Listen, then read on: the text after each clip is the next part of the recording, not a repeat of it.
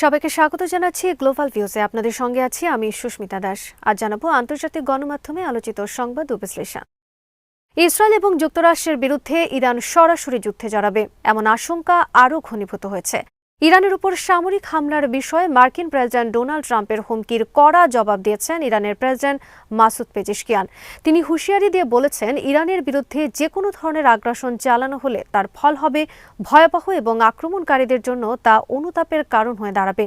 সামাজিক মাধ্যম এক্সে দেওয়া এক বার্তায় পেজেশকিয়ান লিখেছেন, ইরানের উপর কোনো প্রকার নিপীড়নমূলক আগ্রাসন চালানো হলে তার জবাব হবে অত্যন্ত কঠোর এবং অনুতাপ জাগানিয়া।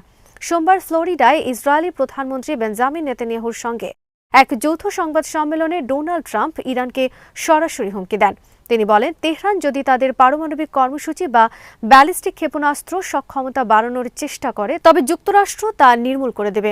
ট্রাম্প বলেন, আমি আশা করি তারা আবারও শক্তি সঞ্চয়ের চেষ্টা করছে না, কারণ তারা যদি তা করে তবে আমাদের সামনে সেই প্রস্তুতি দ্রুত ধ্বংস করা ছাড়া আর কোনো পথ খোলা থাকবে না।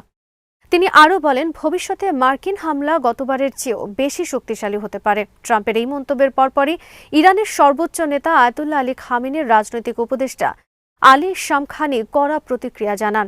এক বার্তায় তিনি সতর্ক করেন, হামলাকারীদের যে কোনো ভুল হিসাব নিকাশ তাৎক্ষণিক ও কঠোর জবাবের মুখে পড়বে। শামখানি লিখেছেন, ইরানের ক্ষেপণাস্ত্র সক্ষমতা এবং প্রতিরক্ষা ব্যবস্থা কারও মাধ্যমে নিয়ন্ত্রণযোগ্য নয় এবং এটি কারও অনুমতির উপরও নির্ভরশীল নয়। যে কোনো আগ্রাসন এমন এক কঠোর জবাবের মুখোমুখি হবে যা পরিকল্পনাকারীদের কল্পনারও বাইরে।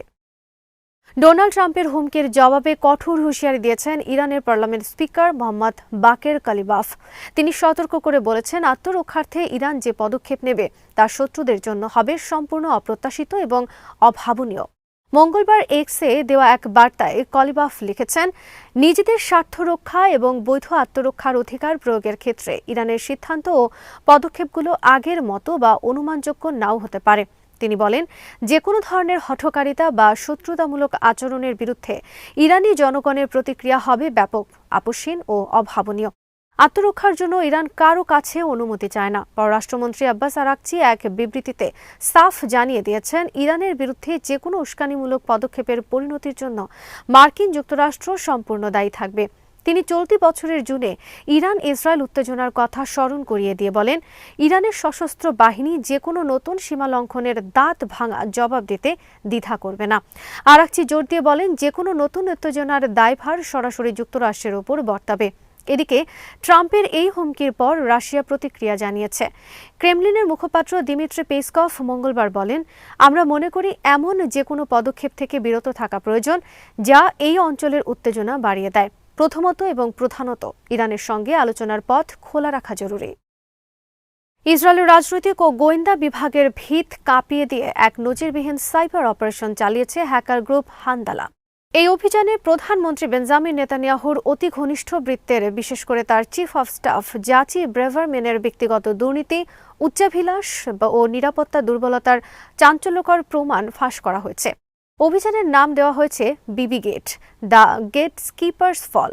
হ্যাকাররা জানান, তারা নেতানিয়াহুর গেট কিপার হিসেবে পরিচিত ব্রেভারম্যানের ফোন থেকে বিপুল পরিমাণ অভ্যন্তরীণ বার্তা, উচ্চ পর্যায়ের নথি, নজরদারি ফুটেজ ও পার্লামেন্ট সদস্যদের গোপন যোগাযোগ হস্তগত করেছেন। হান্দালা বলেছে, ব্রেভারম্যানের আইফোন 16 প্রো ম্যাক্স সম্প্রতি হ্যাক করা হয়নি, বরং গত কয়েক বছর ধরে তার সমস্ত যোগাযোগের ওপর হ্যাকারদের নিয়ন্ত্রণ ছিল। এর মধ্যে রয়েছে এনক্রিপ্টেড চ্যাট, গোপন ভিডিও ও অডিও রেকর্ডিং। হ্যাকাররা সরাসরি চ্যালেঞ্জ ছুড়ে দিয়ে বলেছেন, আপনারা যে ভল্টের উপর ভরসা করতেন তা এখন আমাদের দখলে।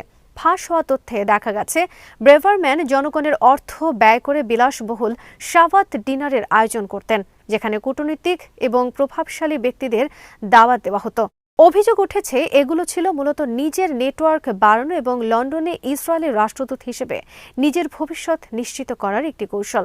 এমনকি ব্যক্তিগত সম্পর্কের খাতিরে 2024 সালের শেষের দিকে তার গোপন লন্ডন সফরের রেকর্ডও ফাঁস হয়েছে, যা রাষ্ট্রীয় তহবিলের অপব্যবহারের ইঙ্গিত দেয়। ইরান সংশ্লিষ্ট এই হ্যাকাররা নেতানিয়াহুর ব্যক্তিগত নিরাপত্তা রক্ষীদের কিছু ছবি ও ভিডিও প্রকাশ করেছেন, যা ব্রেভারম্যানের আয়োজিত ব্যক্তিগত অনুষ্ঠানে ধারণ করা। এতে দেখা যায়, সুরক্ষিত বলয়ের ভেতরেও নিরাপত্তা রক্ষীরা কতটা অসতর্ক ছিলেন।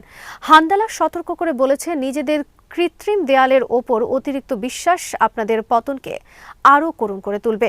ফাঁস হওয়া স্ক্রিনশটগুলোতে দেখা যায় পার্লামেন্ট সদস্য ও সরকারি কর্মকর্তাদের মধ্যে অভ্যন্তরীণ গোপন তথ্য আদান প্রদান এবং একে অপরকে দমনের চেষ্টা চলত। এমনকি নেতানিয়াহুর সম্ভাব্য উত্তরসূরিকে নিয়েও উপহাস করতে দেখা গেছে ব্রেভারম্যানকে। এর মাধ্যমে প্রমাণিত হয় প্রধানমন্ত্রীর কার্যালয়ের ভেতরে আনুগত্য ছিল কেবল একটি লোক দেখানো বিষয়। অভিযানের শেষ ধাপে হান্দালা ব্রেভারম্যানের ব্যক্তিগত কন্ট্যাক্ট লিস্টের 110 পাতা প্রকাশ করার ঘোষণা দিয়েছে, যেখানে প্রভাবশালী ব্যক্তিদের নাম, নম্বর ও অন্যান্য তথ্য রয়েছে। হ্যাকাররা জানান এটি প্রকাশের পর ইসরায়েলি কর্মকর্তাদের আর অস্বীকার করার কোনো পথ থাকবে না। প্রতিরক্ষা বিশেষজ্ঞদের মতে এই সাইবার হামলা ইসরায়েলের শীর্ষ নেতৃত্বের ডিজিটাল নিরাপত্তা ব্যবস্থার কঙ্কালসার রূপ বের করে দিয়েছে। ব্যক্তিগত উচ্চাকাঙ্ক্ষা এবং দুর্নীতির কারণে কিভাবে একটি রাষ্ট্রের সর্বোচ্চ নিরাপত্তা বলয় ভেঙে পড়তে পারে, বিবি গেট তারই এক বড় উদাহরণ। সোমালিল্যান্ডকে স্বাধীন রাষ্ট্র হিসেবে ইসরায়েলের স্বীকৃতি দেওয়ার সিদ্ধান্তের বিরুদ্ধে ফুঁসে উঠেছে জাতিসংঘ নিরাপত্তা পরিষদ।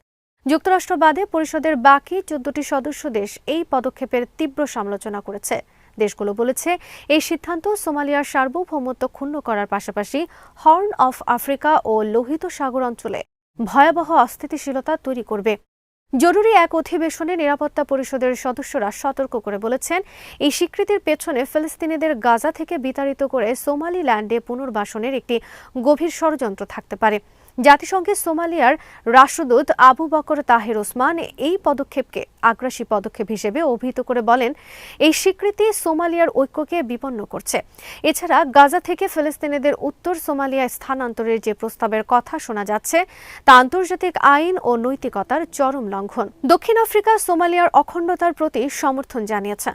পাকিস্তানের উপরাষ্ট্রদূত মোহাম্মদ উসমান ইকবাল বলেন, ফিলিস্তিনিদের পুনর্বাসনের জন্য এই অঞ্চলকে ব্যবহার করার বিষয়টি অত্যন্ত উদ্বেগজনক। চীন স্পষ্টভাবে জানিয়েছে তারা ভূরাজনৈতিক স্বার্থে কোনো বিচ্ছিন্নতাবাদী এজেন্ডাকে সমর্থন করবে না। যুক্তরাজ্য সোমালিয়ার সার্বভৌমত্ব রক্ষার পক্ষে মত দিয়েছে। সোমালিল্যান্ডকে স্বাধীন রাষ্ট্র হিসেবে ইসরায়েলের আনুষ্ঠানিক স্বীকৃতির তীব্র নিন্দা জানিয়েছেন তুরস্কের প্রেসিডেন্ট রিসেপ তাইপ এরদোয়ান। এই পদক্ষেপকে অবৈধ এবং অগ্রহণযোগ্য বলে অভিহিত করেছেন তিনি। মঙ্গলবার আঙ্কারায় সোমালিয়ার প্রেসিডেন্ট হাসান শেখ মোহাম্মদের সঙ্গে এক যৌথ সংবাদ সম্মেলনে এরদোয়ান এই মন্তব্য করেন। সংবাদ সম্মেলনে এরদোয়ান বলেন, যে কোনো পরিস্থিতিতে সোমালিয়ার ঐক্য ও অখণ্ডতা বজায় রাখা আমাদের কাছে বিশেষ গুরুত্ব বহন করে। সোমালিল্যান্ডকে দেওয়া ইসরায়েলের স্বীকৃতি সম্পূর্ণ অবৈধ। আমরা এটি কোনোভাবেই মেনে নেব না। 1991 সালে সোমালিয়া থেকে বিচ্ছিন্ন হয়ে স্বাধীনতা ঘোষণা করলেও সোমালিল্যান্ডকে এখন পর্যন্ত জাতিসংঘের কোনো সদস্য দেশ স্বীকৃতি দেয়নি। ইসরায়েলি প্রথম দেশ হিসেবে এই বিতর্কিত পথে হাঁটল। সোমালিয়ার প্রেসিডেন্ট হাসান শেখ মোহাম্মদ ইসরায়েলি প্রধানমন্ত্রী বেঞ্জামিন নেতানিয়াহুর বিরুদ্ধে আঞ্চলিক অস্থিরতা তৈরির অভিযোগ এনেছেন। তিনি বলেন, ইসরায়েলের এই আক্রমণাত্মক অবস্থান সোমালিয়া সহ পুরো অঞ্চলের স্থিতিশীলতার জন্য হুমকি, যা কোনোভাবেই গ্রহণযোগ্য নয়। ইসরায়েলের এই সিদ্ধান্তের পর কেবল তুরস্ক নয়, আফ্রিকান ইউনিয়ন, ইউরোপীয় ইউনিয়ন এবং মিশরও সোমালিয়ার সার্বভৌমত্বের প্রতি সমর্থন জানিয়ে ইসরায়েলের কঠোর সমালোচনা করেছে। আজ এখানেই শেষ করছি। সবাই ভালো থাকুন, সুস্থ থাকুন আর দেখতে থাকুন বিটিভিউজ। চ্যানেলটি ভালো লাগলে সাবস্ক্রাইব করুন। সংযুক্ত থাকুন আমাদের ফেসবুক পেজে।